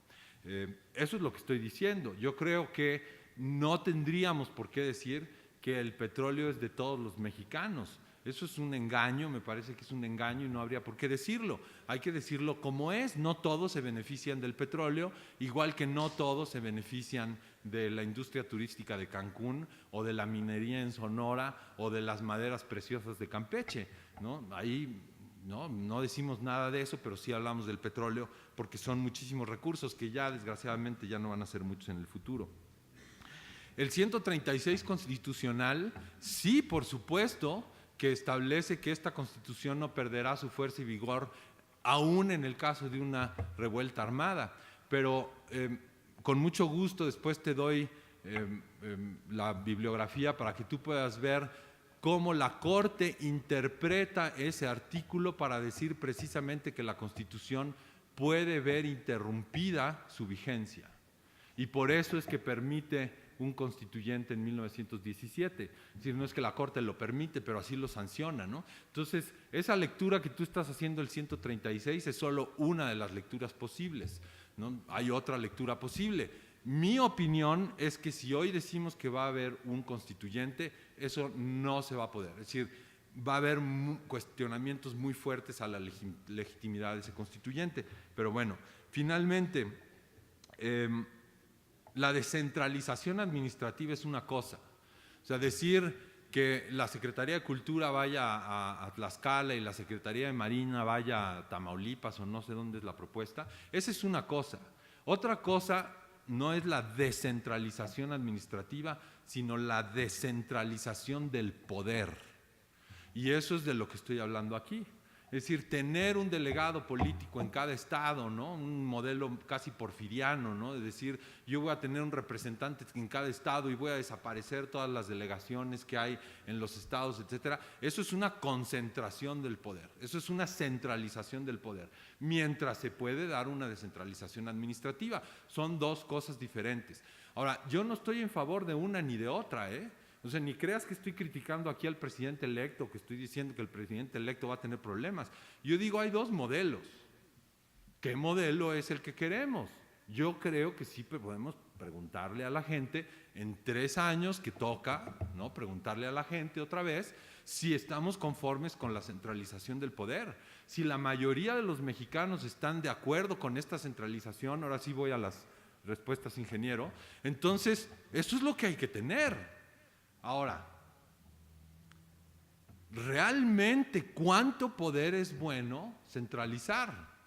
Porque podemos caer en el extremo de los años 50 y 60. ¿No? Ahí nos quejábamos de que no, el poder está demasiado centralizado.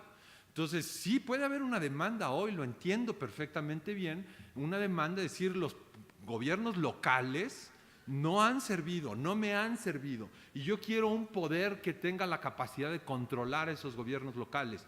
Sí, pero esa válvula hay que manejarla con mucho cuidado, porque si uno abre tantito la puerta ya no la puede cerrar, ¿no? Y eso es un poco lo que estoy tratando de poner en la reflexión aquí.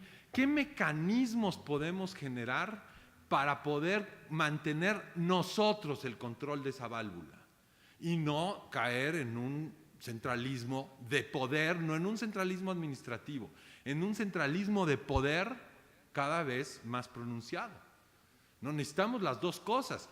Sí, un gobierno federal que ponga en su lugar a los gobiernos de los estados sin darle demasiado poder a ese gobierno federal. Ahora, ¿cuál es ese mecanismo que tenemos actualmente? La Suprema Corte de Justicia. Si el Estado de México no quiere poner su constitución de acuerdo al texto de la Constitución Federal, entonces la Suprema Corte de Justicia es la que entra y dice lo tienes que hacer. Y mientras mantengamos dividido el poder, la Corte va a poder hacer eso. Eso es lo que la Corte no pudo hacer desde 1934 hasta 1997. Mantengamos a la Corte autónoma, como un poder autónomo, como un poder separado. Eso es un poco lo que estoy tratando de decir aquí. Es decir, si fuera tan fácil como ahorita les dicto el texto constitucional, bueno, sería yo en primer lugar millonario, ¿no? Y en segundo lugar, pues les diría, despiértense mañana, lean el texto y ya está. No es fácil, pero lo que estoy proponiendo aquí es calculemos el riesgo. ¿Qué riesgo es más grande? ¿Centralizar el poder o tener mecanismos para dividirlo? Creo que como individuos lo que más nos importa son nuestros derechos individuales. Por supuesto que nos debe de importar los derechos sociales. No, yo no sé, o sea, levante la mano aquí el que diga sí, yo estoy de acuerdo con la pobreza o con la mala distribución de la riqueza. Por supuesto que nadie va a decir sí, yo estoy de acuerdo con ese México. Pero ¿cuánto poder tenemos que dar para que esos desequilibrios se corrijan sin que les quiten sus derechos individuales. Vamos a suponer que ahorita el poder se concentra en el gobierno federal y se vamos a hacer el siguiente mecanismo. Los estados ricos le van a dar la mitad de su ingreso por los próximos 6 años a los estados pobres. Y ese es el mecanismo de redistribución. No sé si los habitantes del Estado de México estarían de acuerdo. Los habitantes de Nuevo León estarían de acuerdo en decir: vamos a limitar los ingresos que tienen los habitantes del Estado de México para darle a los estados más pobres, o de los municipios más ricos del Estado de México, Naucalpan, ¿no?, los conurbados, les vamos a limitar el ingreso que pueden tener para darle a los municipios más pobres. No sé si eso es posible. Si eso se decide con el mecanismo constitucional, eso es lo que es. Si eso es lo que la gente quiere, pues ¿qué podemos hacer? Es la democracia. Pero hay cosas que no podemos hacer. No podemos darle poder al gobierno federal para decir: me late una reforma que todos los que se llamen Luis a partir de mañana pueden ser esclavos. No le podemos dar ese poder a nadie, ¿no? Ahí lo vemos muy claro. Bueno, hay cosas que son más de matiz y eso es lo que estoy proponiendo aquí, ¿no? Finalmente, mi opinión de si se puede o no se puede en este momento hacer una cosa como esta. Yo creo que es precisamente el momento en el que se debe hacer. Hoy que tenemos esas mayorías son las que son capaces de generar estos mecanismos de protección de las minorías. Eso es una democracia. Las mayorías están para ejercer el poder, pero esas mayorías son las que históricamente han protegido los derechos de las minorías en las democracias que funcionan. Entonces, este es el momento. Por supuesto que hay un mandato a esas mayorías. Si ganó Morena en muchísimas regiones del país, por márgenes muy pronunciados, en un país que se veía dividido, digamos, 2 o 3 años antes, por supuesto que lo único que podemos entender es que hay un mandato de la población a esa mayoría. Pero ¿para qué le estamos dando ese mandato? Entonces, este es el momento, sí. ¿De qué depende? De nosotros. De nosotros, a menos que se vuelvan locos, digamos, ¿no?, los que tienen el poder ahora y digan: ya nunca va a haber elecciones. Pero mientras no, ustedes van a poder votar en 3 años. Hagan un cálculo, ¿no? Esos poderes mayoritarios ¿están protegiendo sus derechos, sí o no? Eso es lo que tienen que calcular, ¿no? Muy bien, pasamos al tercer grupo de preguntas. Ya tienen los micrófonos por ahí, están levantando la mano. Ahí están. Doctor, buenas tardes. Muchas felicidades por su disertación. Gracias. Yo quisiera conocer su opinión. Tenemos constituciones de estados soberanos y tenemos la Constitución de la Ciudad de México con autonomía. ¿Es un avance o un retroceso? ¿Cuál es su opinión? Gracias. ¿Su nombre cuál es? Moisés. Moisés Jiménez.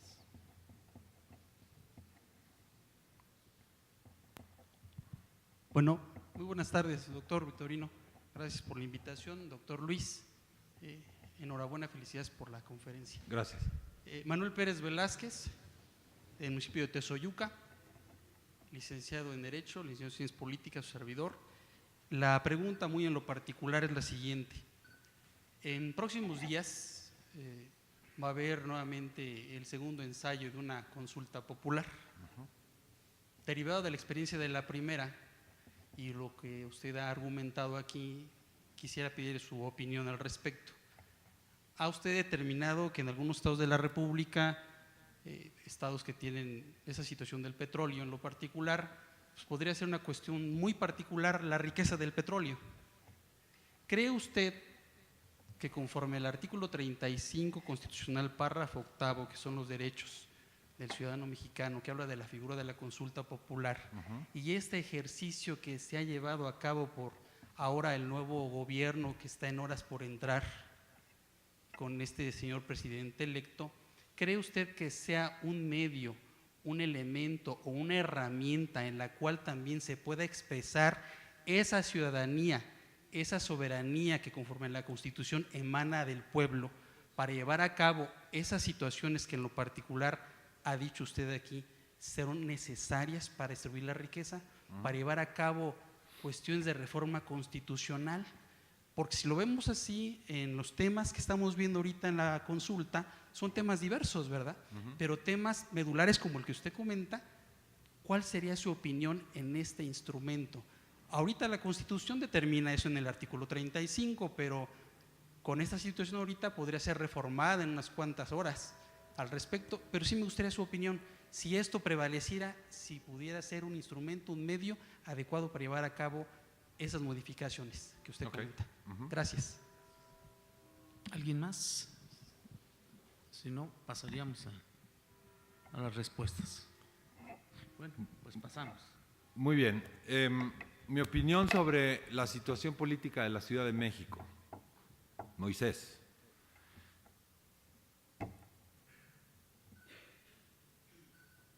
Como ciudadano de la Ciudad de México, mi problema con el proceso político que se dio es que ni nos quedamos como estábamos, ni llegamos al donde deberíamos de haber llegado, ¿no? Nos quedamos como a la mitad. Es decir, la Ciudad de México ahora es un estado más, pero que no tiene la misma condición del resto de los estados de la República, ¿no? Entonces, en realidad no es un estado. Y los ciudadanos, pues nos quedamos a la mitad porque igual no tenemos la certeza en la Constitución de la Ciudad de México de que se nos garanticen nuestros derechos individuales, ¿no? Entonces, la reforma política de la Ciudad de México me parece que es problemática en el sentido en el que no terminó de hacer lo que se propuso hacer. Fue otra vez un pacto ahí, ¿no? Dame la reforma política del Distrito Federal y yo te apoyo en las reformas estructurales, sobre todo la reforma fiscal. Eso fue más o menos el pacto entre el PRI y el PRD, ¿no? Entonces, estoy inseguro, ¿no? A mí me gustaría haber visto que si el Estado, la Ciudad de México, se iba a convertir en un Estado, se convirtiera en un Estado completamente. Ahora, eso no tiene mucho sentido, porque los poderes federales tienen un problema. O sea, tener poderes federales que tienen que convivir con un poder estatal, hijo, es muy complicado. De hecho, por eso nace el Distrito Federal, ¿no? Para no tener a la capital supeditada al Estado de México. Es un poco la racionalidad con la que nace el Distrito Federal, aquí y en Estados Unidos también, ¿no? Como un pacto entre los estados. Entonces, no sé, ahí estoy inseguro. Tal vez deberíamos tener una discusión más específica sobre la Constitución de la Ciudad de México, pero ese es un poco como mi apreciación hoy, ¿no? Que no fue suficientemente lejos. Las consultas, como las estamos viendo, me parecen un despropósito infinito. Me parecen un despropósito, en primer lugar, porque no están de acuerdo a lo que norma el artículo 35. O sea, esas consultas no pueden tener ningún tipo de resultado vinculatorio. Yo creo que si el presidente electo quiere cancelar el aeropuerto de la Ciudad de México y está en sus facultades constitucionales cancelar el aeropuerto, que lo haga. Que lo haga. Está en sus facultades, ¿no? Lo que pasa es que me late que no quiero pagar el costo político de hacer eso y entonces digo que hice una consulta que la verdad no es representativa de nada, ¿no? Y que no estuvo vigilada por nada ni normada por nada. Estas consultas son buenas.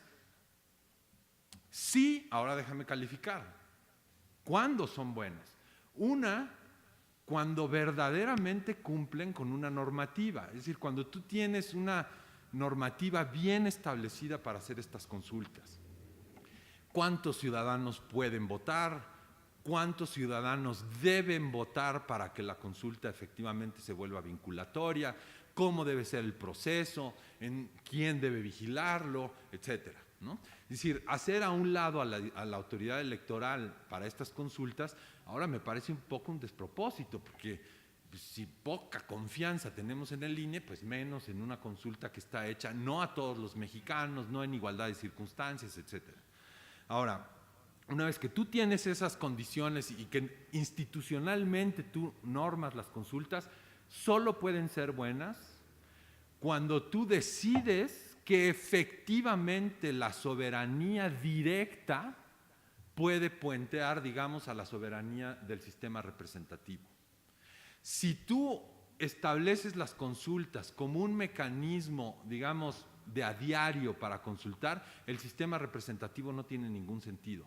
Y esa es la concentración de poder más grande que puede haber, ¿no? Ahí hay que leer a Tocqueville, por ejemplo, ¿no? La dictadura de la mayoría es la peor de las dictaduras posibles, ¿no? Ahí tú consultas, sobre todo con instituciones no tan bien definidas, y lo que te están diciendo 300,000 ciudadanos, pues norma al resto. Y eso me parece peligrosísimo, peligrosísimo. Sobre todo cuando haces preguntas que yo no sé si vale la pena consultar. ¿Estás de acuerdo, por ejemplo, en estos mecanismos de distribución del ingreso? Pues claro que estoy de acuerdo. El problema es el medio por el que vamos a aplicar estos mecanismos, es lo que les digo. O sea, si a mí me dicen, oye, ¿estás de acuerdo en una mejor distribución del ingreso? Sí. Bueno, pues tú eres de los mexicanos que está, digamos, en el estrato del 15% de ingresos más altos de la población, entonces te vamos a limitar tu ingreso y para distribuir, ¿no? Entonces hoy, a partir de mañana, tú vas a tener un ISR del 80%, mientras distribuimos nada más. Bueno, no voy a estar de acuerdo con ese mecanismo, ¿no? Hay otros mecanismos para hacerlo, ¿no? Entonces, estas consultas me parece que son un despropósito. Creo que el presidente electo tiene las facultades para hacer lo que está consultando y lo debe hacer. Ese es el mandato que le dio el pueblo de México. Por eso ganó la elección. Tienes estas facultades, haz lo que dijiste que ibas a hacer. Nos vemos en 3 años y vemos si estamos de acuerdo o no estamos de acuerdo en cómo lo estás haciendo. Pero estas consultas es lo más peligroso del mundo, ¿eh? Es lo más peligroso del mundo. Lo vemos, por ejemplo, en Inglaterra con el Brexit. Consultaron. Ahora están pagando las consecuencias de esa consulta. Y esa consulta fue, digamos, mucho más representativa que la que tuvimos aquí, ¿no? Por cierto, y con esto termino, no toqué el punto de las provincias que se están separando en España, en Quebec, por ejemplo, tuvieron un ejercicio similar. El caso de Inglaterra con el Brexit se puede calificar, digamos, como esta pulverización del mundo. Yo creo que todos estos casos reflejan en Occidente, porque todos estamos hablando de Occidente realmente, reflejan la disconformidad o el bajo nivel de aprobación que tiene la democracia ahorita en Occidente. Hay un indicador, hay un organismo internacional que produce un indicador, una serie de encuestas que se llama el Latinbarómetro. Si meten Latinbarómetro en el Google, ahí les van a salir. Y una de las preguntas que hacen todos los años en toda América Latina es: ¿está usted conforme con la democracia? Bueno, pues les tengo pésimas noticias, porque México siempre aparece en América Latina hasta abajo. Los mexicanos no estamos conformes con la democracia. Y esto es lo que está pasando en todo Occidente y esto es lo que estamos viendo. Queremos retirarnos, ¿no?, a un gobierno mucho más cercano, más local, no gobiernos lejanos que deciden cosas por nosotros, ¿no? Y esto es un poco lo que está pasando con estas provincias. El gobierno federal las debe retener, es decir, el gobierno español debe actuar como actuó con Cataluña, el gobierno de Canadá debe actuar como actuó con Quebec. Bueno, yo creo que no.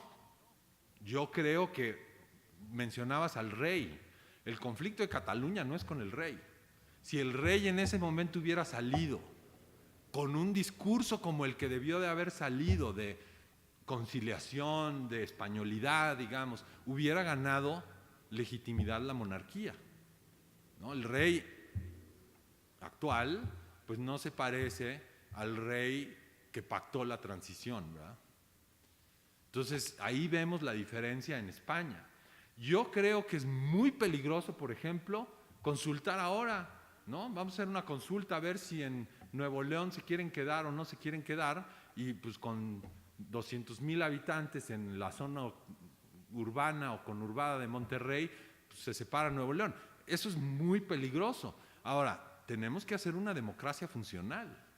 ¿Por qué los mexicanos no estamos de acuerdo con la democracia? ¿Por qué no estamos conformes? Bueno, pues nada más hay que salir a la calle y ver. Y eso tiene que cambiar. Para eso se eligió a este gobierno.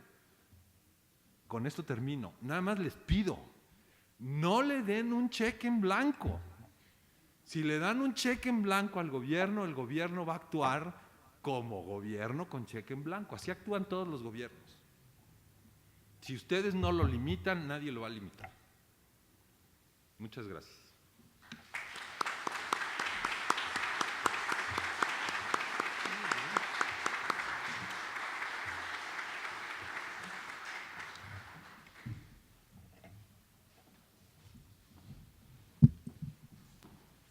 Agradecemos mucho al doctor Luis Felipe Barrón su excelente conferencia. Vamos a pasar a la parte protocolaria del evento. Vamos a pedir al doctor Victorino Barrios Dávalos le haga entrega de un reconocimiento y un juego de cuadernillos al doctor Luis Felipe Barrón, agradeciéndole su conferencia del día de hoy. Muchas gracias, doctor. Pues primero, antes de que entregue esto, quiero decirles, les prometí que iba a hacer una conferencia muy interesante y así fue. Hay cosas que pueden no gustarnos, pero hay que decirlas a tiempo, ¿no? Aún cuando hayas votado por quien crees que. Entonces, hay muchas cosas que hay que estarlas diciendo cuando se deben decir. Por ejemplo, esto, y yo comparto este punto de vista con el doctor Barrón, este último, pero hay una cuestión que quizás porque estaba dando clase no escuchó esa entrevista. Hoy le hicieron una entrevista muy larga al presidente electo y ahí estaba diciendo que para futuras consultas sí, se va a pegar a lo que dice el 35 y con efectos vinculatorios y además en los tiempos. O sea, esto va cambiando. Hay que, desde luego, pues todavía no está en el ejercicio del poder y algunas cosas parece que tienden como a buscar la legitimación a través de la consulta, ¿no? Que bueno, ya estará, escuché como 1 hora y media de entrevista, entonces ahí ya hablaba de los efectos vinculatorios y de los cauces institucionales a través del INE incluso para las próximas consultas. Qué bueno. ¿No? Entonces, para información de lo demás. La verdad es que siempre es muy agradable escuchar al doctor Barrón y bueno, yo me voy a guardar unas preguntas que quiero hacerle para después. Muy bien. Entonces, muchas gracias. Tengo la fortuna de contar con su amistad y entonces eso me da oportunidad de comentarle algunas cosas, como por ejemplo la relación con el artículo 31 constitucional, ¿no? Donde dice que debemos, en igualdad de circunstancias, cooperar para el gasto público del gobierno. Y el ramo 33, y el ramo 28, y más grave aún, el 23, que se distribuye a discreción, ¿no? del presupuesto público. Pues muchas gracias. Voy a entregarte, creo que ya tienes uno de estos, pero bueno, es para que vayas cargado con algo. Muchas gracias. Estos a lo mejor ya los tienes. ¿No?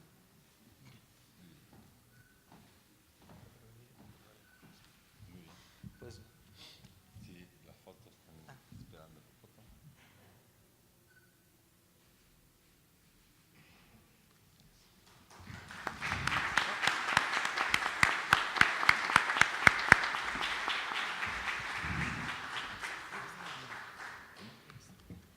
Y bien, pues nos han pedido, pidió una diputada al Contralor, que le ayudemos a invitar a la presentación del libro titulado El juez de la víctima por su dignificación y reparación del daño, del autor Gabriel Vicente Farfán Rivera, que se llevará a cabo el día viernes 23 de noviembre en este mismo recinto, en Salón Benito Juárez, a las 10 de la mañana, e invita a la diputada Xóchitl Flores Jiménez. Entonces, bueno, pues hacerles esta invitación para pasado mañana y agradeciéndoles nuevamente su asistencia, el que nos hayan acompañado a esta última conferencia de la Contraloría del Poder Legislativo de este año y bueno, pues desearles que un buen regreso a sus municipios y a sus lugares de trabajo. Y siendo las 13 horas en punto, el día miércoles 21 de noviembre de 2018, damos por clausurada nuestra conferencia magistral del día de hoy. Muchísimas gracias a todos ustedes. Muchísimas gracias, doctor Luis Felipe. Gracias. La última del año. Sí, la última del año.